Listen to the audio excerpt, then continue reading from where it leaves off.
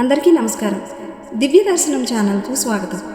ఈరోజు మనం ఆంధ్రప్రదేశ్లో గోదావరి నది తూర్పు ఒడ్డున కోనసీమ జిల్లాలో గల ద్రాక్షారామ గ్రామంలో పంచారామాలలో ఒకటిగా అయిన ప్రముఖ పుణ్యక్షేత్రంగా ప్రసిద్ధి చెందిన ద్రాక్షారామ క్షేత్రం గురించి తెలుసుకుందాం రండి. ద్రాక్షారామంను దక్షిణ కాశీ అని కూడా అంటూ ఉంటారు. ఈ ఆలయం శివ పంచారామాలలో ఒకటి మరియు అష్టాదశ శక్తిపీఠాలలో ఒక శక్తిపీఠం కాగా శివ మరియు శక్తి క్షేత్రంగా చాలా ప్రసిద్ధి పుణ్యక్షేత్రంగా విరాజిల్లుతోంది. పూర్వం దక్ష ప్రజాపతి నిరీశ్వర యజ్ఞం చేసిన ప్రదేశమే నేడు ద్రాక్షారామంగా పిలువబడుతోంది. దక్ష ఆరామంగా పిలువబడి కాలక్రమేణా అది ద్రాక్షారామంగా మారింది. ఈ యజ్ఞానికి తన భర్తకి ఆహ్వానం లేకపోయినా పుట్టింటిపై ఉన్న ప్రేమతో యజ్ఞానికి వచ్చి అవమానపడి సతీదేవి ఆత్మాహుతి చేసుకున్న ప్రదేశం ఇదే.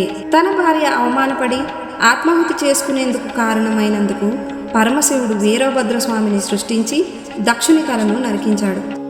సతీదేవి వియోగం బాధ నుండి శివుని బయటకు తేవటం కోసం శ్రీ మహావిష్ణువు సతీదేవి శరీరాన్ని 18 ఖండాలుగా చేయగా ఆ 18 శరీర భాగాలు పడిన ప్రదేశాలు అష్టాదశ శక్తిపీఠాలుగా వెలసాయి అని పురాణాలు చెబుతున్నాయి. ఈ అష్టాదశ శక్తిపీఠాలలో నాభిభాగం పడిన ద్వాదశ శక్తిపీఠంగా ద్రాక్షారామం విరాజిల్లుతోంది. ఈ ఆలయంలో శ్రీ భీమేశ్వర స్వామి కొలువు తీరి ఉండగా శ్రీ మాణిక్యాంబదేవి కూడా ఒక ఆలయంలో కొలువు తీరి ఉన్నారు. ఈ ఆలయాన్ని శాతవాహన శకం 7-8 శతాబ్దాల మధ్య తూర్పు చాళుక్యులు వంశానికి చెందిన చాళుక్య భీముడు నిర్మించినట్టుగా శాసనాల ద్వారా తెలుస్తోంది. శ్రీ మాణిక్యాంబ అమ్మవారు కొలువై ఉన్న ఈ ఆలయం యావత్ భారతదేశంలోనే ప్రసిద్ధి చెందిన అష్టాదశ శక్తిపీఠాలలో 12వది. తెలుగు అనే పదం త్రిలింగం అనే పదం నుండి ఏర్పడిందని కొందరి భావన. త్రిలింగం అని ఏర్పడేందుకు కారణమైన క్షేత్రత్రయంలో ద్రాక్షారామం ఒకటి కాగా మరో 2 క్షేత్రాలలో ఒకటి కరీంనగర్ జిల్లాలోని కాళేశ్వరం కాగా మరొకటి శ్రీశైలంగా చెప్పబడుతోంది. ఈ క్షేత్రానికి శ్రీ లక్ష్మీనారాయణుడు క్షేత్రపాలకునిగా కొలువై ఉన్నారు. ఇక్కడ మూల విరాట్ శ్రీ భీమేశ్వర స్వామి స్వయంభుగా వెలిసిన 14 అడుగుల శివలింగం శుద్ధ స్ఫటికాకార లింగంగా ఉండగా 2 అంతస్తుల పాటు లింగం విస్తరించి ఉంటుంది. మెట్ల మార్గంతో గర్భగుడిపై అంతస్తుకు చేరి స్వామివారిని దర్శనం చేసుకోవచ్చు.